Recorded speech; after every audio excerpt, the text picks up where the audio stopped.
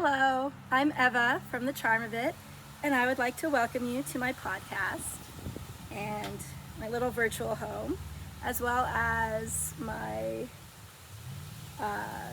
real life home in the form of my backyard, which is where I'm coming to you from today. This podcast is about crafting a cozy life while also being disabled and trying to radically imagine a better world that allows everyone to thrive. People, animals, plants, mushrooms, the whole thing. So I'm glad that you're here. If you're a new viewer, then welcome. And if you're a returning viewer, I want to say a huge thank you. My last video was the first one I posted in about 2 years, and of course I was a little nervous recording it and uploading it. I am trying to share, I guess, a bit more raw style in the sense that I'm trying to share my vulnerable fears and concerns, and also I'm not worrying about trying to edit it into perfection. I never edited my podcast that much, but I don't know. I'm just, basically, I'm taking a new philosophical approach to creating a podcast. I don't know how much that will be visible in the final content and how much will just be my internal experience. But because of that and the 2-year hiatus, I was feeling quite nervous. And then I shared it, and you were all so kind and generous with your comments and your emails and your Instagram. It just, the way you welcomed me back into this community, it made me feel so wonderful. And I just felt overwhelmed by the support and love that you showed me. And it really confirmed for me that social media can be such a wonderful tool and medium for connection, which is really what I want in this world and what I think most humans want deep down. Thistlebug. So I am in, oh, there she is. You can just see Thistle, my little old lady dog, walking behind the shrubs, which she's not supposed to do, but that's okay. I guess I'll know to leave her inside for filming next time. So as I mentioned, this is my backyard, and this is the part that I like to call the spinny. So I talked about planting it up 2 years ago, 2.5, I suppose, the spring of 2021. And I wanted to plant it with native shrubs that create berries for the birds, and then underplant those with a lot of native perennials that bloom at different periods so that there's always something for the pollinators to eat. And then they go to seed and hopefully are spreading seeds, because even though I live in an urban area, as you can tell from my neighbor's garage behind me and all the wires overhead, but isn't it the cutest garage?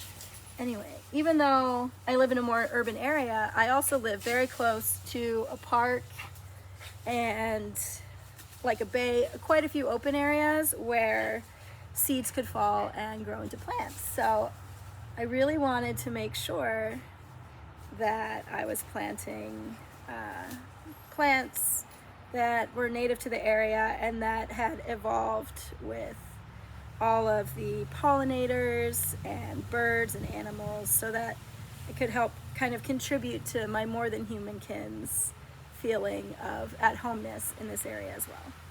So that was the inspiration for the spinny. The other inspiration is this area of the yard. We don't have a big yard, but this area in particular is tucked behind our garage as well. And so it's kind of a secret. You don't see it from the house. You see this section, but all to the right of me you don't see. And that's where we have our fire pit.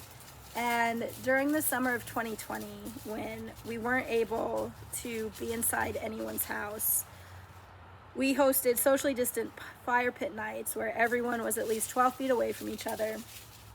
And that feeling of being around the fire, even when we couldn't hug or get anywhere close to each other, but that feeling of connection and at least being able to talk and see each other and feeling tucked away in the space around this fire, it felt incredibly life affirming and community affirming. And so, but back then, this whole area was just grass, and I thought it would feel even cozier and nicer if I invited more plants in, and then hopefully bring in more birds and pollinators. So that's what I did. And this shrub right behind me, you might be able to tell with the late afternoon sun, but it's slowly turning. Down here it's still green, but you can see it's starting to turn pink and red, and that's because it is a red twig dogwood.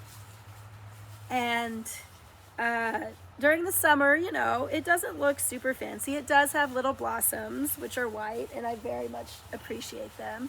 But in the winter is when it really comes into its own, because as it drops its leaves, its stems start to turn from green to red.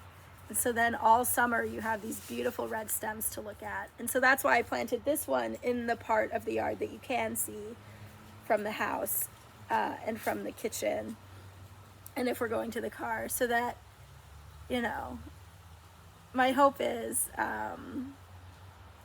that during the winter it'll be this nice splash. Now it's tall enough to be above the snow, which will be nice.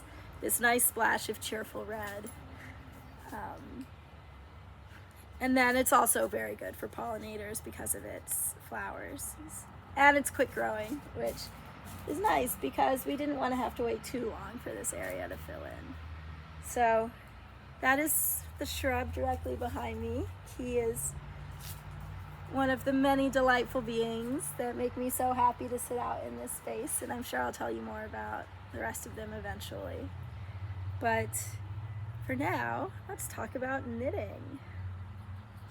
So I am currently working on a sweater for my friend Cate. And Cate has been a really good friend of mine for years. And we especially had connected over the last little more than a year, because she had a baby and was on maternity leave. And because I'm disabled, I'm home most of the day. So we were just able to do a lot more during the daytime and get to know each other even better in more of a one-on-one situation.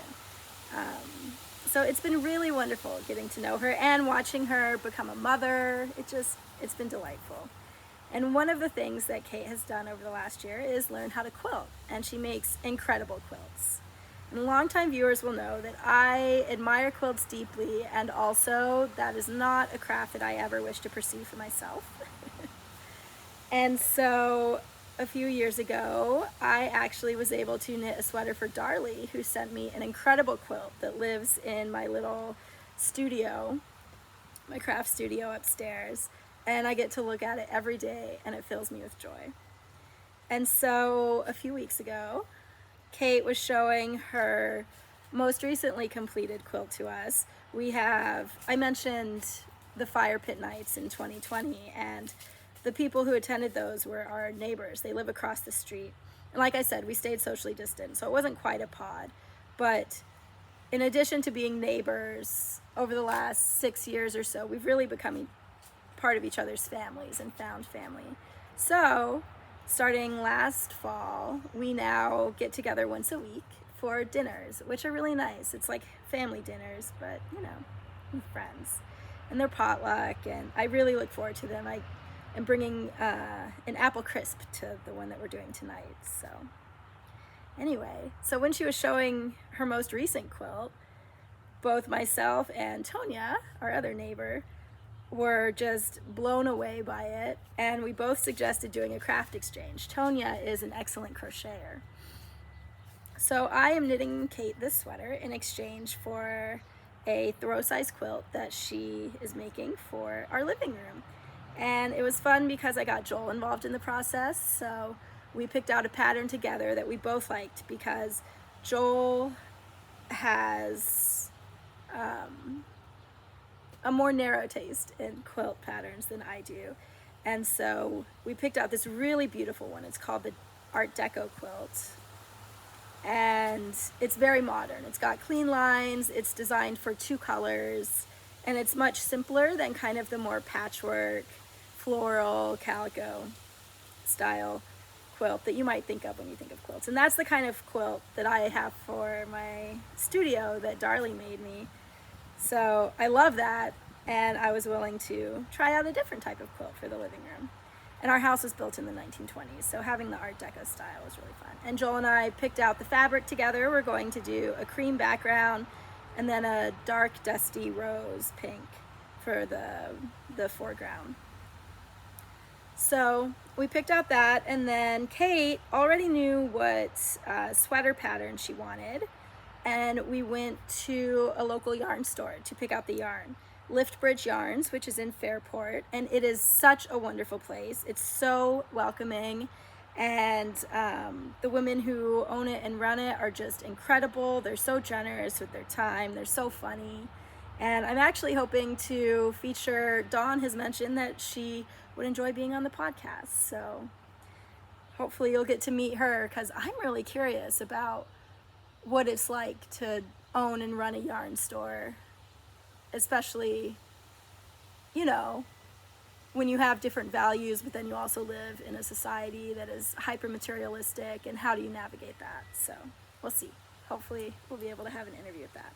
But so Cate picked out this really beautiful hand-dyed yarn for her main color. The sweater pattern she chose has these stripes, and then once you're done with the knitting, you crochet chain vertical lines so it becomes checks.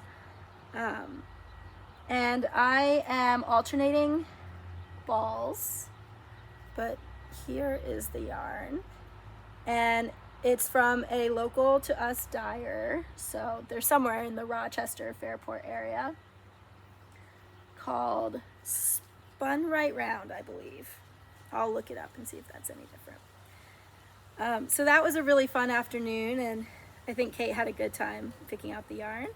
And then I started work on the pattern, and as I mentioned, I am going to need to add some crochet at the end, which should be interesting, but the main part of it is stockinette, so it's a nice relaxing knit, and it's easy to do while I'm chatting or reading or that kind of thing. So it's been growing apace. We're actually also added to the exchange. She's also going to make a quilted pillowcase for my couch, and then I'm knitting a matching sweater for her daughter. Different yarn color, but the designer has released this pattern in both a children's and adult size. So I knit that one first, so that I could become more familiar with the construction and stuff, because it's a top-down construction, and so I figured if I needed to rip back, it would be better to rip back on the 3 to 4 year old size than the adult size. So that's what I'm working on, and most of it is knit in the round, but this part of the yoke you separate, like to create the armholes. You're knitting, I'll show you at the end of the row, but essentially you're knitting the front, and then you separately knit the back, and then you join at the bottom of the armholes. So after this it will be in the round knitting, but this part is flat. And I'm lucky because my interchangeable needles came with stoppers. So rather than having to put, you know, the other half of the sweater on waste yarn or anything, I could just unscrew my needles from the cable, add the stoppers instead, and then get another cable. And that really simplified things. And just made it an even friendlier project. And this is superwash wool, so that, especially the baby sweater, so that it can be washed and then laid flat to dry. Although I don't think it would die if it went in the dryer. I knit, actually, a baby version of this, my mushroom cardigan, for her daughter. That was, you know, kind of the baby shower gift thing, out of Knit Pick Swish DK, which is also a superwash merino, and that sweater's still going strong. So however they're laundering that one, I think these will also be fine. I'm almost to the end of a row. Hi, Thistle. This. Yeah, she doesn't want to be on camera. Okay. So, this is the front, and at a certain point, so you're knitting the shoulders, and then you separate, you knit that down, Now I've just started knitting the back, and once they're the same length, I will join them and go for the round. And these are these nice cable stoppers that I was talking about. My interchangeable needles are from a very small company in Vermont where they're made by hand called Diet Craft, and they're the laminated wood style, and I really love them. I've had them, I got on the waiting list pretty early in my knitting career, and then I didn't buy any other needles till I got them, so I've had them for most of the last 10 years that I've been knitting, and they've held up really well, and I love the feel of wooden needles over metal needles.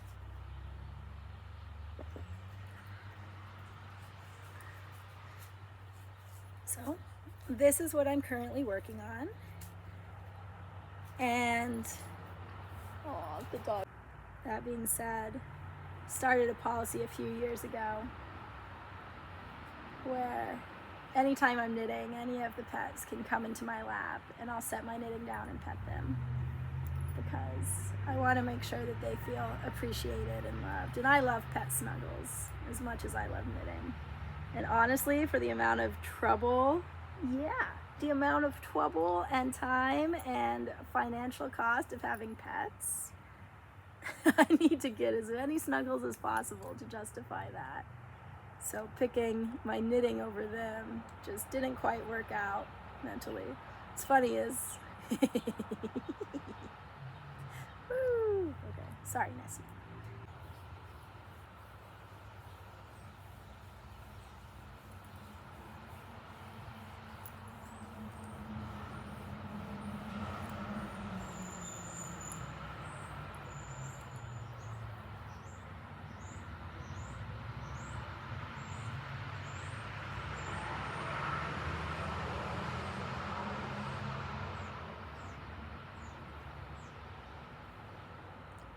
I actually had to take a break from knitting from January of this year, 2023, until August.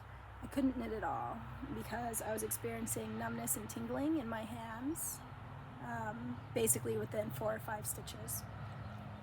And as someone with a variety of chronic illnesses, that was very scary to be having new symptoms.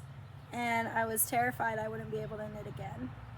And it also made me sad to think about losing one of my very favorite meditative qualities, especially for when I'm on the couch or heating pad time. I can read, that's also heating pad compatible, but a lot of the other more, what's the word I want? More tactile, there we go. A lot of the other more tactile things I do, like cooking and baking or sewing, none of those are really couch compatible hobbies. So I was quite afraid, and I tried to look at it as a positive experience. No, I didn't. Let's rephrase that. I felt that fear very deeply, and I tried to find alternatives to fill the hole that knitting had left, because I found trying to just do nothing on the couch led to me being on my phone a lot, which is not good for my arthritis, like that particular hand thing, and also I don't think is terribly good for my mental health. Like I said last episode, there's so much to treasure about online communities and friendships and social media, but for me, when I spend hours on my phone, I end up feeling less satisfied with my life and kind of frustrated.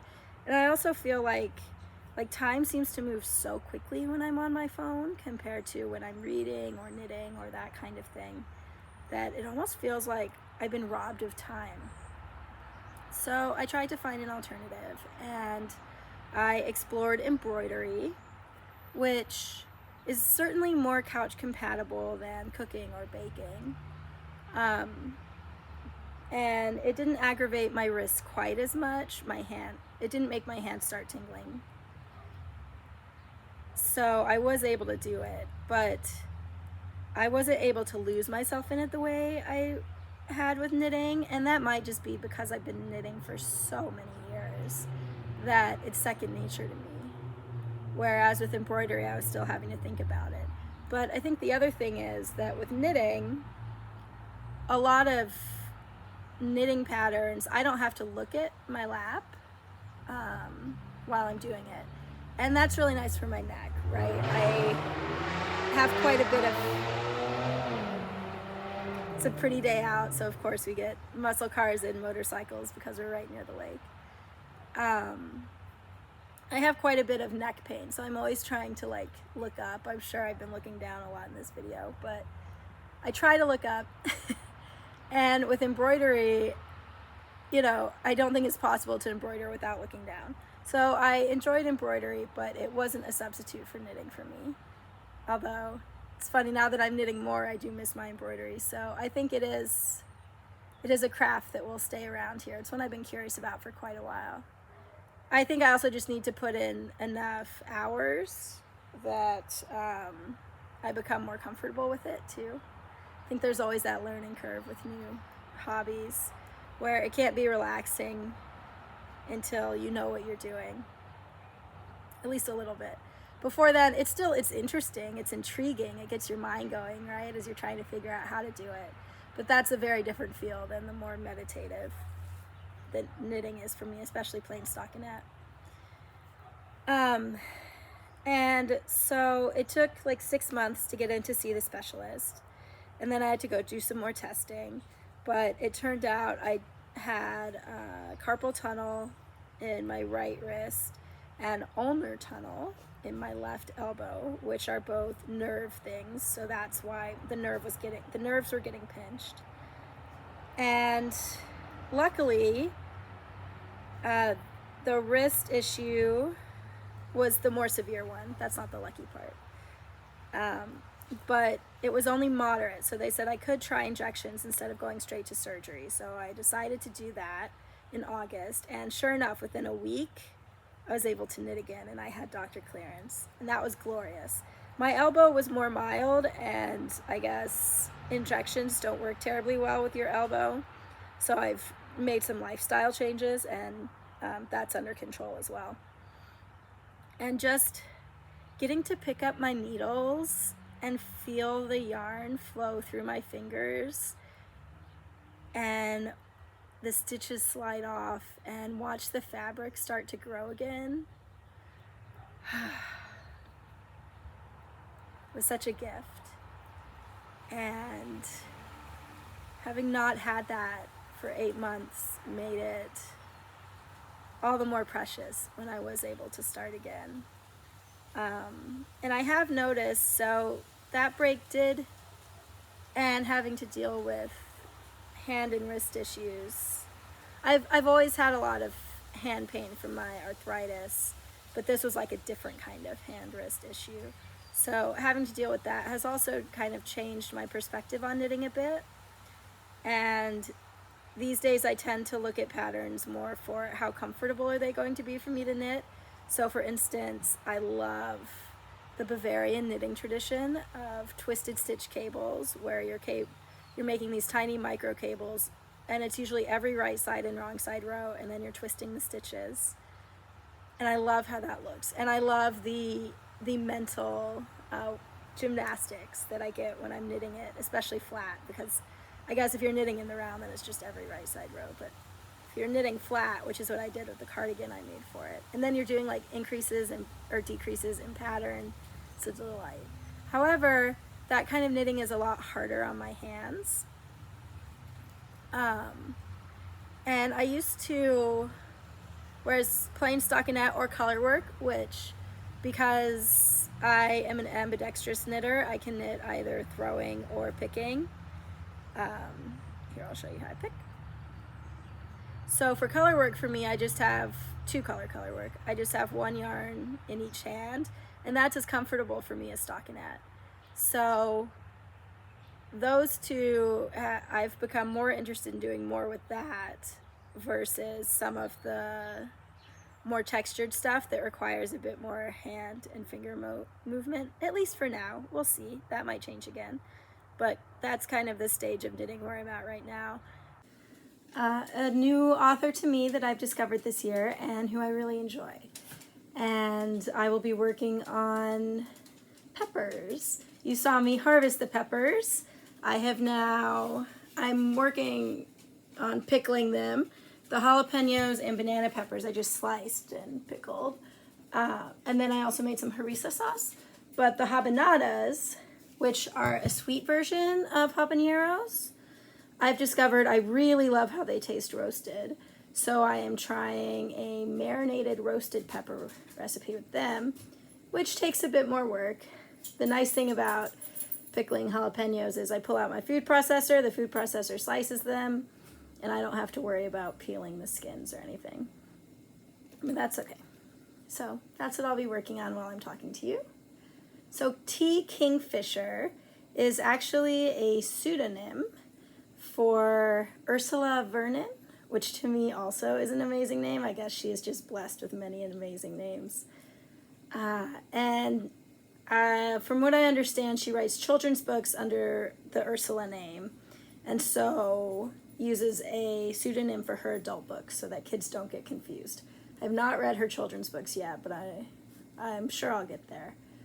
So she writes what I would call, oh, I'm sorry, I should have silenced my cell phone.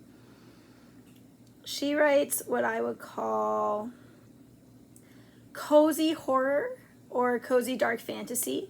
Some of her adult books are set in our world, but with some horror elements, and some are set in more fantastical worlds. So she writes a variety of genres, but there's always a lot of cozy elements to me in the sense that the characters tend to have making hobbies. There's a knitting paladin in one of them who loves to knit socks. And there's descriptions of food, there's descriptions of drinking tea. It has that kind of here's an everyday enjoyable life feel to it. However, the plot lines and the challenges that the characters face are not at all cozy. That's why I would call it dark fantasy. And I say this because the first book of hers that I read was called The Wizard's Guide to Defensive Baking. And the cover makes it look like it's going to be this really lighthearted, fun little fantasy adventure. And I heard about it on a list of cozy fantasy, so I was expecting something really sweet.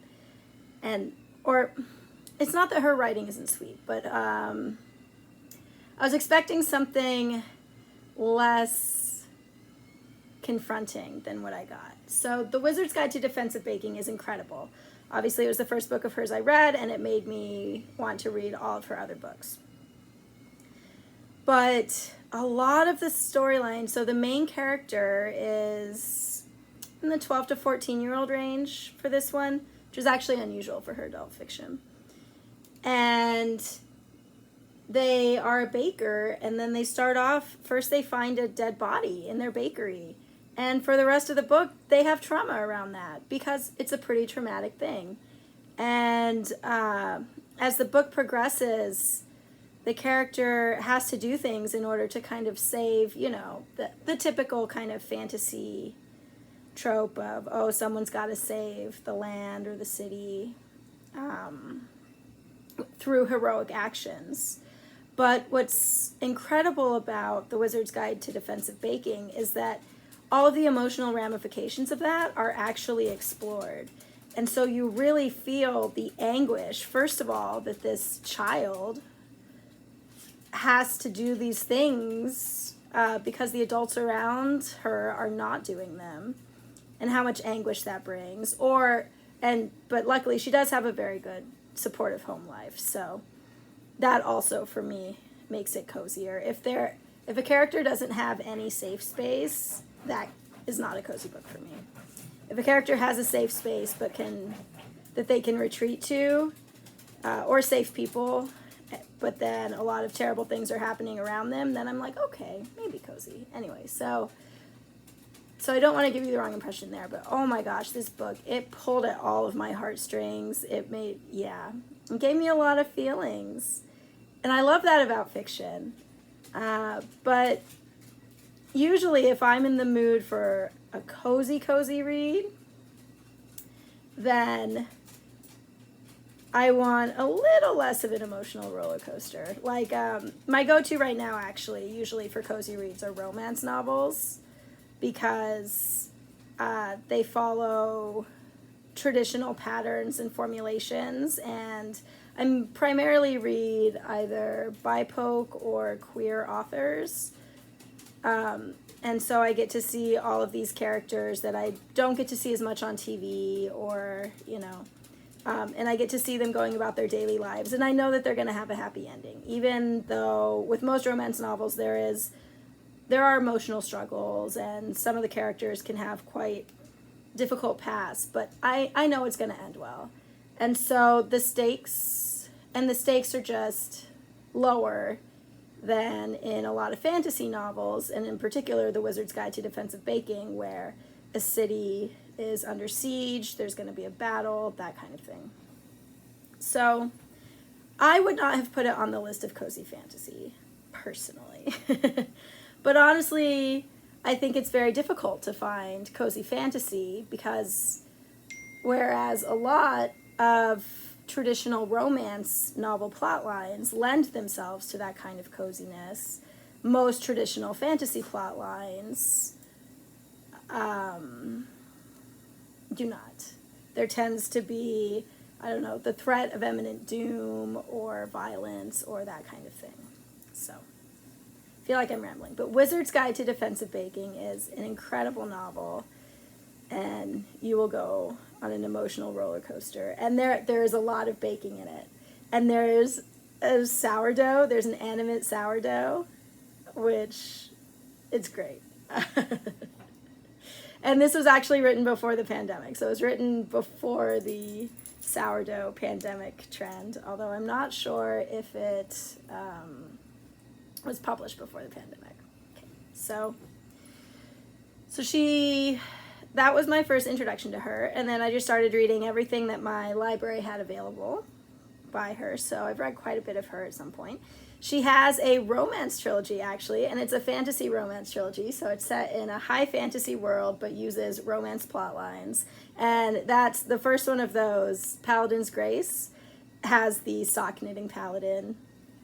For those of you who are not as nerdy fantasy as me, a paladin is a type of soldier, a god-touch soldier. Since this is T Kingfisher, she even writes this in the afterwards, that she set out to write like a fluffy romance series, but there's still some disturbing murders going on. There's a murder mystery to solve, and dark magic and necromancy. So I think all of her books have some darkness to them. So I just want to state that. But so that would be a really good entry point if you really enjoy romance and romance tropes, and just want a little bit more fantasy flavor in it, or you're looking for high fantasy, because that is a high fantasy world, along with The Wizard's Guide to Defensive Baking. Then she also has a few horror novels set more in our world, but with horror. And I've read 2 of those, and they are hilarious. Oh, that's something I haven't mentioned. She has an incredible comedic ability, so all of her books make me laugh out loud. If I'm reading them in bed at night next to Joel, he's always like, "What's so funny?" And then I'll read a whole passage and he laughs too. But her contemporary stuff is particularly funny because it's pointed commentary on our actual society. So A House with Good Bones is about a haunted house, and there is a witch next door who has a vulture familiar, and there is an archaeologist who's going back to her childhood home and has to try to figure out what's going on with this haunted house. So I would say that one is the cozier of the 2 cozy horror, as I'm calling them, books that I've read of hers. The other one is called The Twisted Place. The Twisted Ones, sorry, The Twisted Ones. And that one is about a woman who runs a taxidermy museum. And one day she and her friend who live next door, who owns the cafe next door, discover that there's a passage to another world. A little bit like Narnia, except not Narnia, because this one is just this evil, creepy other dimension. And that one feels a little bit more Cthulhu horror to me, in the sense that, like, you don't know what's going on a lot of the time. There's just these mysterious shapes and creatures and signs that other people that have found themselves here have died, and you're trying to escape from them. And by you, I mean the character, obviously. But also really funny and good. And then probably my very favorite books of hers. She's written some dark fairy tales, and I have loved fairy tales my entire life. So fairy tale retellings, or, books that play with the fairy tale motifs, are very near and dear to my heart, and T Kingfisher does it incredibly well. So the two of those that I have read are Nettle and Bone, which is probably my favorite book of hers. Once again, it's dark fantasy. There's definitely some dark themes as far as the main character is trying to save her sister from an abusive marriage. You can tell I didn't silence my phone. It's because I've got pepper hands. And so she's on this quest. And in traditional, in fairy tale style, you have to complete seemingly impossible tasks. And then she assembles a group of people who are essentially a found family and goes to try to save her sister. It's so good. It's so good.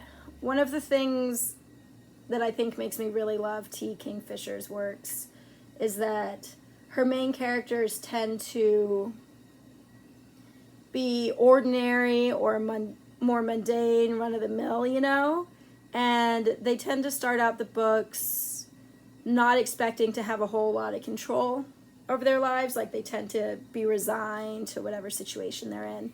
And as the book progresses, and as they meet people that really believe in and support them, sometimes assembling a found family, they come to realize both their own strength and that they can rely on others, and that they're valuable as people. And not that a quiet life isn't valuable, I love a quiet life. But at the beginning, especially of Nettle and Bone, the character thinks that she's less than because of the life she's living. And by the end, she realizes that's not the case. There are some incredibly creepy elements in this. Oh, there's a puppet on a shoulder. So this book creeped me out, but also made me laugh, and it made me cry with all the feelings. It's my favorite of hers. And the other one of her fairy tale retellings that I have read is Thorn Hedge, which is a take on Sleeping Beauty. It's shorter. It's more of a novella. I listened to it as an audiobook, and it is also, really wonderful. And the main character's name is Toadling. How can you not love that, right? Yes. So if you enjoy fantasy that has dark elements, but also cozy aspects to it, and a lot of humor, and you haven't read T Kingfisher yet, I think that you definitely should. Hopefully my summary of the ones that I've read gives you an idea of where to start. I will list them all in the show notes for easy reference. And thank you for listening to me. I've got good girl. Well, I feel like I've chatted for quite a while, so I'm gonna let you go. But thank you so much for visiting my garden with me and hearing a little bit about my knitting. And I will talk to you more soon, I hope. Bye. Oh my gosh, I'm out of practice. Okay. Well, Thank you so much for tuning into this podcast. I hope you enjoyed hearing about my knitting, and I hope if you haven't read T Kingfisher yet that you give her a try. Let me know if there's any other topics that you would specifically like me to chat about, because I'm always happy to do that. And until next time, it was so good to spend some time with you. I would love if you want to leave me a comment down below on YouTube or over on Instagram. I'm also The Charm of It. You can also email me at thecharmofit@gmail.com. And thank you so much for watching. Bye.